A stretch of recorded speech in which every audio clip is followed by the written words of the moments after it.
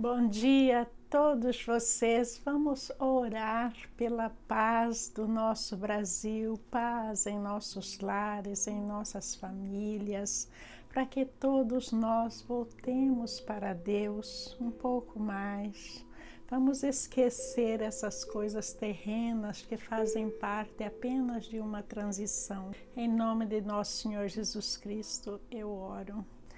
Gente, está tão difícil da gente entrar nas redes sociais hoje em dia, porque é um falando contra o outro, um desacatando o outro. E eu quero discutir algo bem rapidinho antes de entrar no nosso estudo de hoje sobre isso que está acontecendo. Primeiramente, vou ler para vocês Salmos 27, que diz: alguns povos confiam em carros de guerra, outros em cavalos, mas nós confiamos no nome do Senhor, nosso Deus.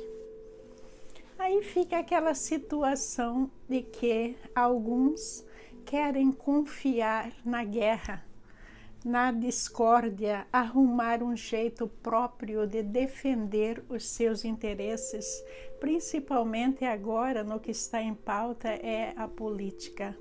Um candidato ganhou, outro perdeu. Para mim, tem um candidato que seria melhor, não perfeito, mas melhor.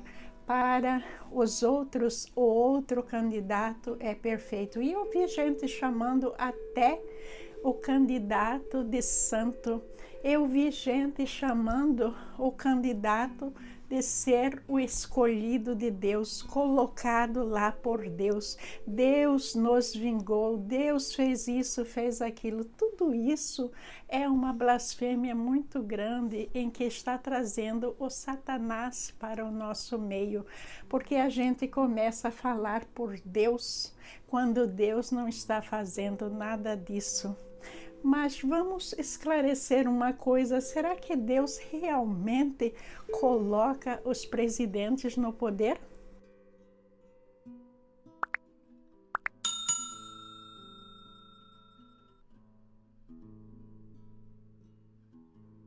Quem afirma isso está se baseando em Romanos 13, principalmente versículo 1, que diz: todos devem sujeitar-se às autoridades, pois toda autoridade vem de Deus. E aqueles que ocupam cargos de autoridades foram ali colocados por Ele. Aí parece que a coisa está muito clara, mas deixa eu fazer uma pergunta para vocês. Sobre Romanos 13, de 1 a 7, eu fui ensinada de que Deus estava falando sobre a autoridade terrena, a autoridade de César e dos presidentes eram apontadas por Deus. Mas recentemente Deus me revelou através da sua sabedoria que se trata das autoridades apontadas para as igrejas e líderes religiosos das sinagogas judaicas. Vocês acham que um presidente como Putin foi colocado por Deus? Vocês acham que Hitler foi colocado por Deus? Será que isso não soa na cabeça de vocês como uma barbaridade muito grande? O nosso Deus justo, maravilhoso, colocando pessoas tão diabólicas para governar, para dizimar populações?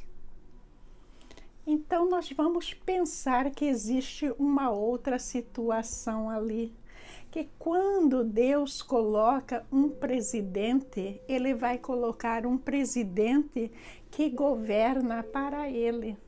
Quando esse presidente está trazendo o demônio para a nação, de uma maneira ou de outra, trazendo a discórdia, trazendo a violência, fazendo com que as pessoas amem a guerra e tudo mais, aí não é um presidente colocado por Deus.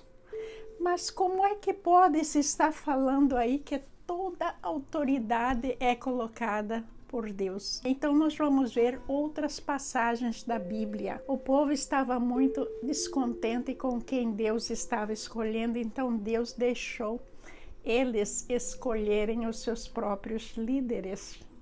Surpresa, não? Sim, Deus deixou. Porque Deus, Ele deixa a gente agir no nosso livre-arbítrio. Mas se Deus está deixando a gente agir no nosso livre-arbítrio, não significa que tudo que a gente faz no nosso livre-arbítrio, Deus está apoiando. Não, de jeito nenhum. Veja que Deus permitiu aí o povo cometer o seu erro. Eu vou ler para vocês Oséias 8:4, que está escrito: nomearam reis sem que eu consentisse, e escolheram príncipes sem minha aprovação. Fizeram para si ídolos de prata e de ouro, e assim provocaram a própria destruição. Veja que, então, nós vamos ver que o povo, ele começa a fazer algo sem a aprovação de Deus. E quando o povo elege um presidente com a sua aprovação e não a aprovação de Deus, então Deus está vendo isso. Deus está deixando acontecer, mas não significa que Deus está colocando o diabo lá no poder. De jeito nenhum. Deus não colocaria um Putin da vida para fazer essa destruição terrível que a gente está vindo.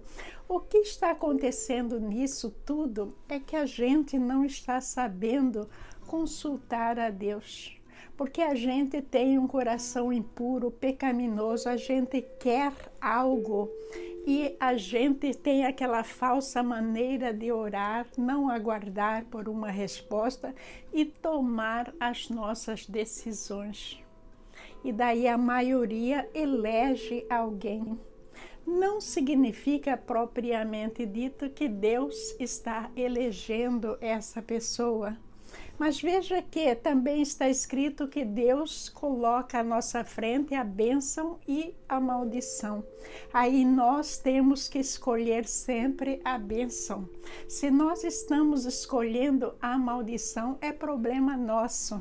Nós temos que arcar com as consequências. Mas veja que Deus deixa isso acontecer para quê?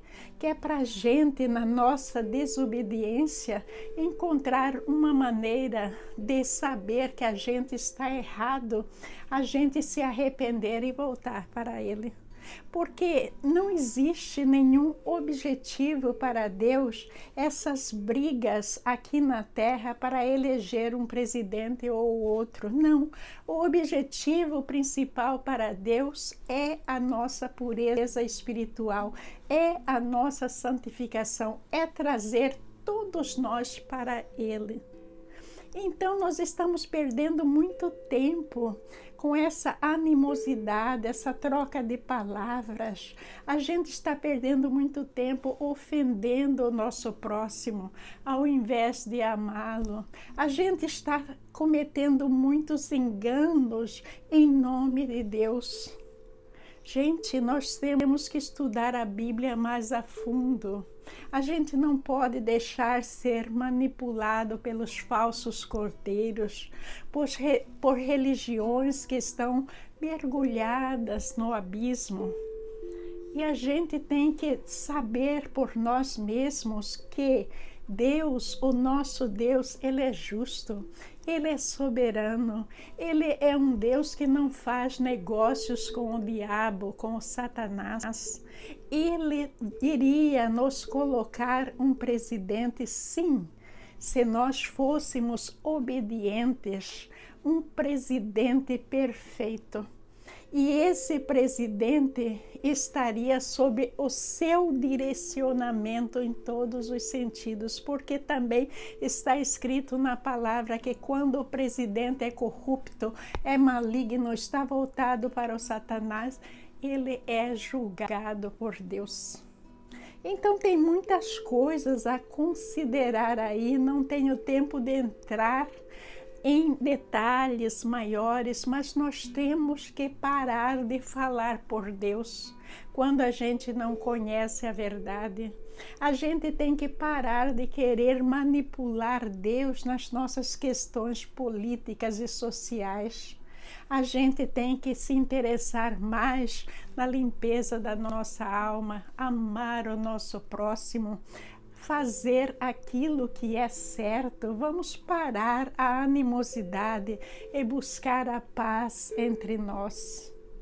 O povo queria porque queria um rei, e daí Deus deixou que eles escolhessem o seu próprio rei. Mas vamos ver o que é que Deus está falando em 1 Samuel 8, 18 e 19. Quando esse dia chegar, lamentarão por causa desse rei que agora pedem, mas o Senhor não lhes dará ouvidos. Mas o povo se recusou a ouvir a advertência de Samuel. Mesmo assim, queremos um rei, disseram. Veja que o povo desconsidera aquilo que Deus quer. Deus, através de Samuel, advertiu esse povo, mas o povo estava falando que mesmo assim eles queriam um rei. E o rei Saul foi um rei ruim para Israel. Deus vai olhar para a nação, se nós pegarmos Brasil, né? Não vai olhar para mim que sou brasileira, ou para você, ou para o seu vizinho. Ele vai olhar para a nação. E essa nação, ela tem débito ou crédito diante de Deus. E daí Deus vai tratar essa nação de acordo com o seu merecimento, como trata cada um de nós. Vejam o que aconteceu com Sodoma e Gomorra, que estavam imersos em todo tipo de pecado. E Sodoma e Gomorra foi destruído. A mesma coisa aconteceu na época do dilúvio. Então, o nosso Deus, ele é muito bom, mas quando existe uma desobediência em massa, em que o povo não quer ouvir, o povo não quer obedecer, o povo não quer se arrepender dos seus pecados, Deus até pode deixar um desses presidentes ruins, demoníacos, satânicos vir, e vem um após o outro, que é para levar o povo em massa ao arrependimento. Veja que nós já tivemos essa crise da Covid, que deixou uma mensagem no ar para nós, e nós ainda não aprendemos a voltar para Deus totalmente. Nós estamos naquele jogo de culpar esta pessoa, aquela, mas nós não estamos vendo que o homem, em geral, é culpado. E nós temos que nos voltar para Deus, que é isso que Ele quer. Só a gente voltando para Ele, não para os carros de guerra, como está falando em Salmos, mas a gente tem que ter Deus como o nosso Senhor. E a gente tem que confiar nele em todos os sentidos e não na obra humana. Então, o meu pedido para todos vocês, meu humilde pedido, se eu posso, é que todos vivamos uma vida irrepreensível, sem pecados, procurando arrepender dos pecados, procurando amar o nosso próximo, mesmo quando eles são os nossos oponentes políticos. Mesmo quando nós vimos que o nosso próximo está errado, a gente não ama o pecado deles, mas a gente ainda ama o pecador, porque nós também somos pecadores diante de Deus. Vamos pensar nisso. Deus não se envolve com esse tipo de animosidade que está existindo, porque isso é uma animosidade satânica, é a influência do maligno no nosso meio. Nós temos que reverter essa situação, trazendo Deus no nosso meio, para que as bênçãos jorrem sobre nós, para que Deus tire os maus presidentes e tragam presidentes abençoados para elevar o Brasil cada vez mais. Então vamos rapidinho à palavra de Deus e depois eu voltarei com as explicações. Leitura de Atos, capítulo 22, versículos de 22 a 30. A multidão ouvia Paulo até que ele disse isso. Então todos levantaram a voz e gritaram: Tira esse homem da face da terra, ele não merece viver. Estando eles gritando, tirando suas capas e lançando poeira para o ar. O comandante ordenou que Paulo fosse levado à fortaleza e fosse açoitado e interrogado para saber por que o povo gritava daquela forma contra ele.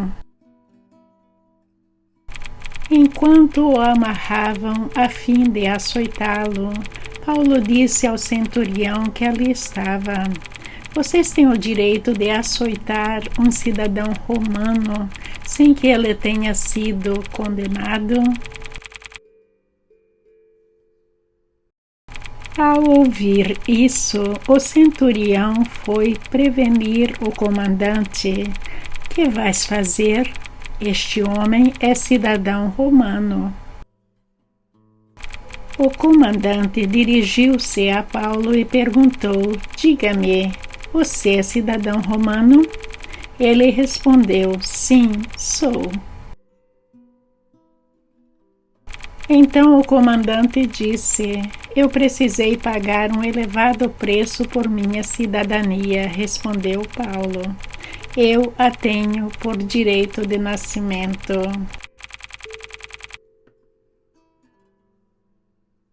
Os que iam interrogá-lo retiraram-se imediatamente.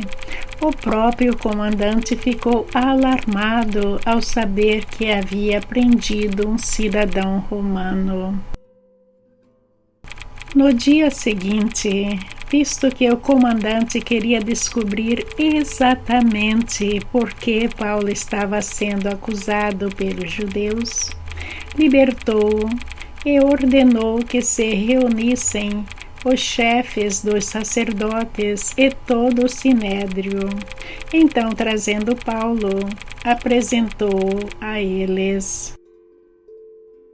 Vocês viram aí na palavra que o povo estava irado, todo mundo lá numa só vez, altamente influenciado pelo Satanás, porque Deus não estava ali com eles, não. Eles queriam eliminar Paulo. Eles estavam tirando as suas capas e lançando poeira no ar. O que significa isso? Nós vamos ver que esse ato de ira, essa ação demoníaca deles, o ato de tirar a capa, significa que eles estavam aprontando para agarrar as pedras e apedrejar o apóstolo, porque essa mesma situação aconteceu outras vezes na Bíblia.